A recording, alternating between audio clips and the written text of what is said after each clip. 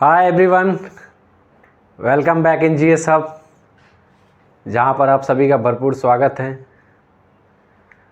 आज की इस क्लास में हम जो लास्ट संडे जेनेटिक्स की जो क्लास हमने की थी उसके बारे में चर्चा करने वाले हैं, जहाँ हम आज मानव आनुवंशिकी से अपनी बात को शुरू करेंगे। बहुत ही मज़ेदार और इंटरेस्टिंग टॉपिक है, वैसे साइंस पूरा ही मज़ेदार ही है। तो आइए आज की क्लास को शुरू करते हैं। आज की क्लास मानव आनुवंशिकी।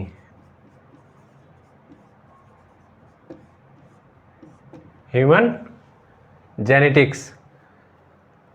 मानव शरीर में जो गुणसूत्र है, गुणसूत्रों की कितनी जोड़ी है? गुणसूत्रों की 23 जोड़ी मिलती है। ठीक है, कितनी जोड़ी? 23 जोड़ी। गुणसूत्र क्या है ये हम पिछली कक्षा में डिस्कस कर चुके हैं। अगर आपने नहीं देखा हो तो उसे देख लीजिए एक बार प्लीज़ पहले, उसके बाद इसको देखिएगा। तो मानव शरीर में 23 जोड़ी गुणसूत्र मिलते हैं, यानी जोड़ी 23 का डबल 46। टोटल गुणसूत्र कितने होते हैं? 46, यानी 23 जोड़ी। इन 23 जोड़ी में 22 जो जोड़ी है, जो पेयर्स है, वो क्या कहलाती है? कायिक गुणसूत्र। 22 जोड़ी कायिक गुणसूत्र और एक जोड़ी जो होता है वो लैंगिक गुणसूत्र है। ठीक है, 22 जोड़ी कायिक गुणसूत्र और एक जोड़ी लैंगिक गुणसूत्र, यानी 22 जोड़ी जो है वो पूरे शरीर के लिए। लंबाई कितनी होगी, रंग कैसा होगा, इसका जो पूरे शरीर का जो निर्माण है उसके लिए जो गुणसूत्र है वो 22 जोड़ी जो गुणसूत्र है वो जिम्मेदार है पूरी काया के लिए, उससे इसलिए कायिक गुणसूत्र कहते हैं। और एक जोड़ी गुणसूत्र जो है वो लैंगिक गुणसूत्र, यानी लिंग के निर्धारण के लिए लड़का होगा या लड़की, इसका निर्धारण जो करता है वो एक जोड़ी गुणसूत्र अलग है बॉडी में। ठीक है, ये टोटल कितने? 23 जोड़ी गुणसूत्र मानव शरीर में। जैसा कि मैंने आपको बताया कि टोटल जो गुणसूत्र है मानव शरीर में वो कितने? 23 जोड़ी या 46 गुणसूत्र, जिसमें से 22 पूरे शरीर के लिए और एक जो गुणसूत्र है वो 23वां गुणसूत्र लैंगिक गुणसूत्र है, वो या लिंग निर्धारण के लिए जो जिम्मेदार होता है। तो 23वीं जोड़ी जो मैं कह रहा हूँ तो उस पर क्या है, वैसे कोई गुणसूत्रों पे कोई नंबर नहीं डला हुआ बॉडी में कि ये इतने नंबर का गुणसूत्र, ये इतने नंबर का गुणसूत्र। गुणसूत्रों, यहाँ जो एक वर्ड आप देख रहे होंगे क्रायोटाइप, जो मैंने लिखा है, ये क्रायोटाइप क्या है? गुणसूत्रों को लंबाई के आधार पर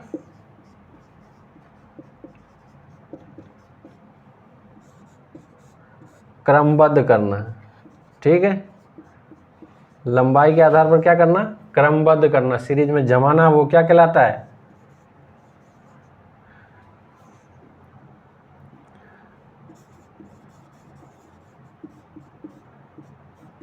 क्रायोटाइप कहलाएगा। क्या कहलाएगा? क्रायोटाइप। गुणसूत्रों को उसकी लंबाई के आधार पर क्रमबद्ध करना क्रायोटाइप कहलाता है। जैसा कि आप जानते होंगे कि XX और XY जो लैंगिक गुणसूत्र हैं, तो XX फीमेल, ये जो गुणसूत्र होती है ये इस तरह की होती है। ठीक है, और XY में जो गुणसूत्र है वो एक ऐसा होता है और एक छोटा होगा, तो ये XY गुणसूत्र होता है। तो इनकी लंबाई के आधार पर इनको डिफरेंशिएट क्रमबद्ध किया जाता है, अलग अलग है, जैसे देख सकते हैं आप। ठीक है, तो गुणसूत्रों को उनकी लंबाई के आधार पर जो क्रमबद्ध करना है वो क्या कहलाएगा? क्रायोटाइप कहलाता है। ठीक है, अगला जो टॉपिक इसी के अंदर जो है वो है क्या? मानव की आनुवंशिक बीमारी। यहाँ से इम्पोर्टेंट ध्यान दीजिएगा प्लीज़। आनुवांशिक बीमारी जो है वो गुणसूत्रों में दो प्रकार की होती है, ठीक है। एक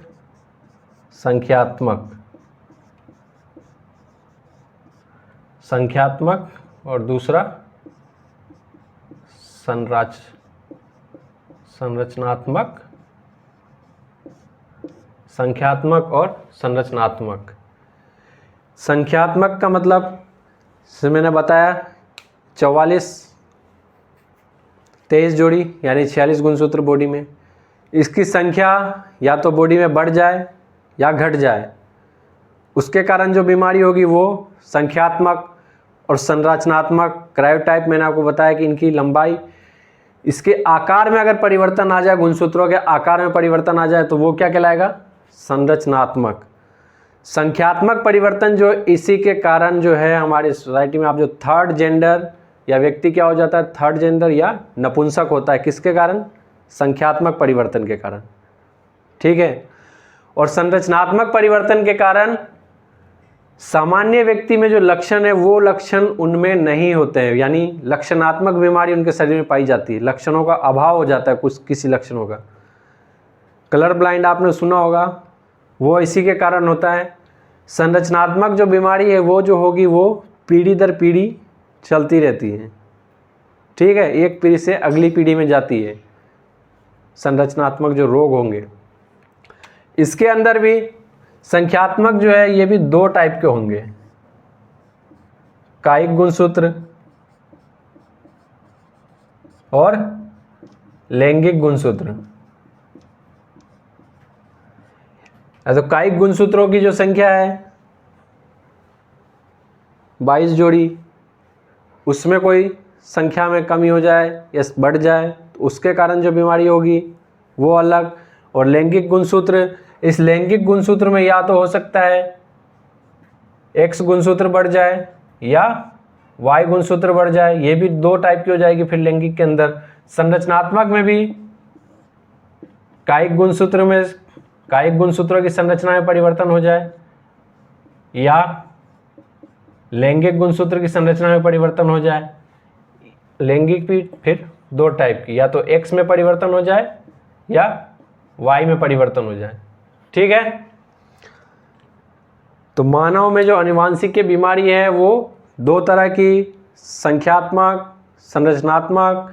संख्यात्मक में भी दो टाइप, कायिक, लैंगिक। लैंगिक में फिर दो टाइप, या तो X बढ़ जाए या Y बढ़ जाए। संरचनात्मक में भी दो टाइप हो जाएंगी, कायिक, लैंगिक। और लैंगिक की फिर दो टाइप हो जाएगी, या तो X की संरचना में परिवर्तन हो जाए या Y की संरचना में परिवर्तन हो जाए, ठीक है। तो आज जो हम पढ़ेंगे वो संख्यात्मक परिवर्तन से होने वाली बीमारियों के बारे में, ठीक है। जिन और गुणसूत्रों में बीमारी जो है वो बीमारी ना होकर बीमारियों का पूरा समूह होता है ये, ठीक है।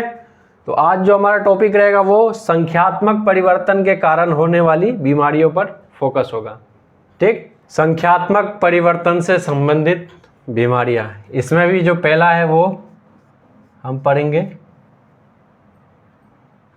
लैंगिक गुणसूत्र के अंदर, ठीक है। लैंगिक गुणसूत्र की संख्यात्मक परिवर्तन संबंधित बीमारी। थर्ड जेंडर, ट्रांसजेंडर आपने सुना होगा। जो थर्ड जेंडर होता है, ध्यान से सुनिएगा, रियलिटी में जेंडर दो ही है, मेल या फीमेल। थर्ड जेंडर जो है इनके अंदर जो है लैंगिक गुणसूत्रों का विकास, लैंगिक गुणसूत्रों की संख्या में परिवर्तन होने के कारण इनके लिंग का विकास जो है वो अल्प विकसित होता है, लिंग अल्प विकसित होता है, जिसके कारण लड़कों में लड़कियों के गुण और लड़कियों में लड़कों के गुण आ जाते हैं। इसी को हम थर्ड जेंडर बोलते हैं, ठीक है। ट्रांसजेंडर जो होते हैं जन्म के समय उनका लिंग कुछ और था, बाद में ऑपरेशन के थ्रू लिंग कुछ और हो जाता है, या जन्म के समय लड़का हो बाद में ऑपरेशन के थ्रू लड़की, या जन्म के समय लड़की बाद में ऑपरेशन के थ्रू लड़का बन जाए, इसी को ट्रांसजेंडर कहते हैं। और थर्ड जेंडर लैंगिक यानी लिंग का पूर्ण विकास न होने के कारण, अल्प विकसित होने के कारण लड़कों में लड़कियों के गुण आ जाते हैं और लड़कियों में लड़कों के गुण, उसी को थर्ड जेंडर कहते हैं, ठीक है। तो लैंगिक गुणसूत्रों में सबसे पहली जो होने वाली जो बीमारी वो सुपर फीमेल।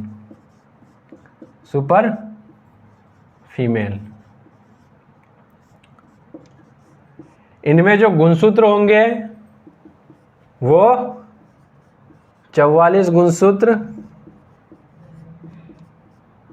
प्लस XXX होता है, ठीक है। 44 गुणसूत्र या 22 जोड़ी कह लीजिए।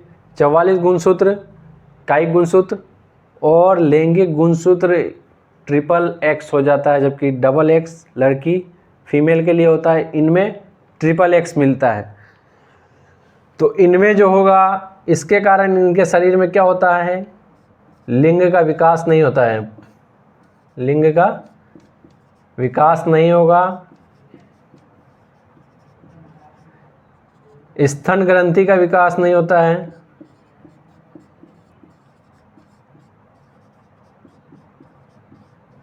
स्तन ग्रंथि का विकास नहीं, अल्पायु यानी कम उम्र के होंगे ये, मंद बुद्धि, दिमाग भी कम, बुद्धि कम, अल्पायु, मंद बुद्धि, स्तन ग्रंथि का विकास नहीं होता है, लिंग का विकास इनमें नहीं होता है। कौन सी बीमारी है, सुपर फीमेल। 44 प्लस XXX गुणसूत्र इनकी बॉडी में होता है, ठीक है। अगली जो है वो सुपर मेल, ठीक है। इनमें क्या होगा, XYY,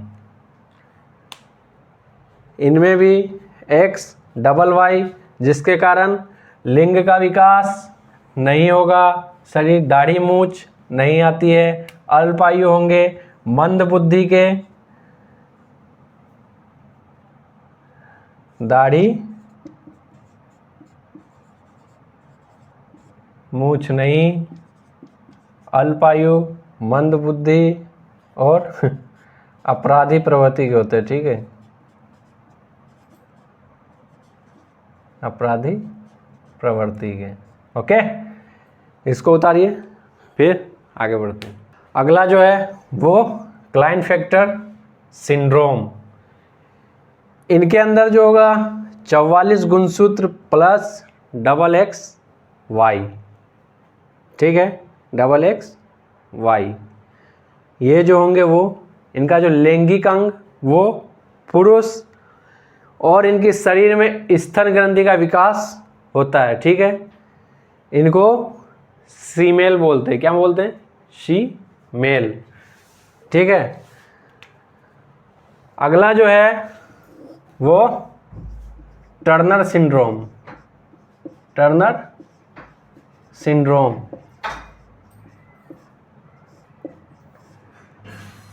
44 गुणसूत्र प्लस X और 0, यानी इनके शरीर में टोटल 45 गुणसूत्र होते हैं। लैंगिक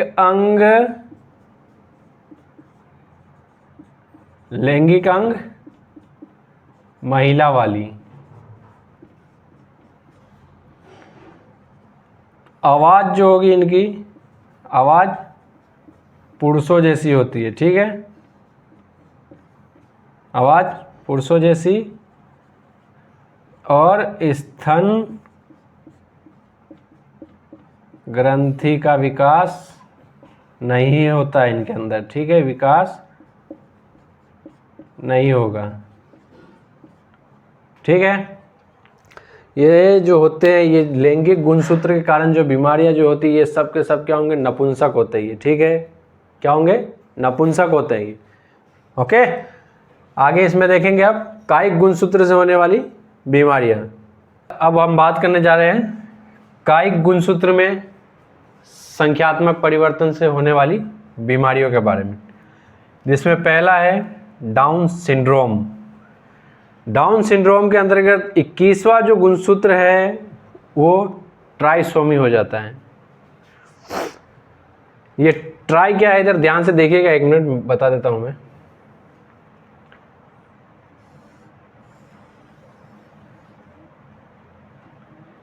केमिस्ट्री में आपने पढ़ा होगा सिंगल, मोनो, डबल, बाई, 3 हो तो ट्राई, 4 हो तो टेट्रा, 5 हो तो पेंटा, 6 हो तो हेक्सा। ठीक है,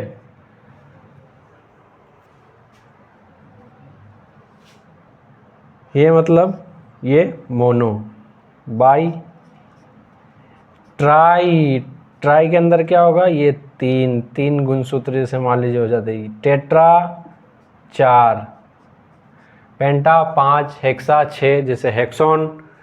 ठीक है, बाई कार्बन डाइऑक्साइड, ठीक है, सॉरी ये डाई, सॉरी बाई नहीं डाई, कार्बन डाइऑक्साइड तो 2 ऑक्सीजन तो डाई। ओके, समझ गए होंगे। 1 हो मोनो, 2 हो डाई, 3 हो ट्राई, 4 हो टेट्रा, 5 पेंटा, 6 हेक्सा। ये केमिस्ट्री के अंदर पढ़ा होगा आपने। तो 21वां जो गुणसूत्र है वो क्या हो जाता है, ट्राइसोमी हो जाता है। क्या हो जाता है, ट्राइसोमी। ठीक है, 21वां गुणसूत्र ट्राइसोमी। अब 21वां गुणसूत्र ये मत समझ लीजिए कि नंबर डाला हुआ उस पर 21वां, 22वां, 12वां, 13वां। जो मैंने आपको बता दिया कि सीक्वेंस यानी इनकी लंबाई के आधार पर इनका जो क्रमबद्ध इनको सेट किया गया, क्रमबद्ध यानी सीरीज वाइज, जैसे 1 2 3 4, जो जितना लंबा वो 1 पे, उससे छोटा 2 3 4, तो जिसे क्रायोटाइप कहते हैं, मैंने पढ़ाया अभी आपको। उसी के आधार पे जो 21वां गुणसूत्र है वो क्या हो जाता है, ट्राइसोमी हो जाता है। ठीक है, क्या हो जाएगा, ट्राइसोमी, यानी 47 गुणसूत्र आ जाते हैं। ये जो होंगे नपुंसक होंगे, बट ये सोसाइटी में रहते हैं। ठीक है, लैंगिक गुणसूत्रों की संख्यात्मक परिवर्तन के कारण जो होते हैं, जो मैंने आपको बताया, जो बीमारियां होती है सुपर मेल, सुपर फीमेल, ये सब भी जो होते हैं ये क्या होंगे, नपुंसक होते हैं, बट ये सोसाइटी में नहीं, क्योंकि इनकी परिवर्तन पूरा जाहिर होता है। ठीक है, ये भी नपुंसक होंगे, नाक चपटा होगा, गर्दन छोटी होगी और मंद बुद्धि। ठीक है, दूसरा होता है एडवर्ड सिंड्रोम। इसके अंतर्गत 18वें गुणसूत्र जो है वो ट्राइसोमी हो जाएगा। मंद बुद्धि होंगे, अल्पायु होंगे और बौने होंगे। ठीक है, तीसरा पटाउ सिंड्रोम। पटाउ सिंड्रोम, इसमें क्या होगा, 13वां गुणसूत्र जो वो है ट्राइसोमी हो जाता है। ठीक है, ऊपरी होठ कटा होगा। ऊपरी जो होठ होती है वो बीच से कटी होती है, यहाँ से ऊपरी होठ बीच से कटी होगी। ठीक है, उंगलियों की संख्या ज़्यादा होती है और मंद बुद्धि होते हैं। अब इसका मतलब आप ये मत समझ लीजिए जिसके भी शरीर में उंगलियों की संख्या ज़्यादा मिल जाए वही पटाउ सिंड्रोम का विकार है उसके अंदर है, वो ऐसा नहीं है। ये एक लक्षण है उसका, उंगलियों का मिलना किसी की बॉडी में वो नहीं, मैं एक कैरेक्टर बता रहा हूँ। ठीक है, नहीं तो वैसे तो ऋतिक रोशन के हाथ में भी 6 उंगलियाँ हैं। ओके, ये सब कायिक गुणसूत्रों की संख्यात्मक परिवर्तन से संबंधित बीमारियां हैं, इसको नोट कर लीजिए। थैंक यू साथियों, इसी के साथ आज की जो हमारी ये क्लास है यहीं पे समाप्त होती है। फिर नेक्स्ट क्लास में हम इसके आगे अब इसमें देखेंगे संरचनात्मक परिवर्तन से होने वाली बीमारियों के बारे में। संरचनात्मक परिवर्तन गुणसूत्रों में जो होता है उनसे कौन कौन से डिजीज़ या बीमारियां होती है। ठीक, ध्यान रखिएगा, संरचनात्मक परिवर्तन से जो बीमारी होगी वो किसी न किसी लक्षणों को उस बॉडी से गायब करती है, लक्षणों का अभाव हो जाता है। और ये जो होती है संरचनात्मक के कारण जो बीमारी होगी वो पीढ़ी दर पीढ़ी देखने को मिलती है। ठीक है, मिलते हैं फिर नेक्स्ट क्लास में। तब तक पढ़ते रहिए, मस्त रहिए, फिर मिलते हैं नेक्स्ट क्लास में। Thank you.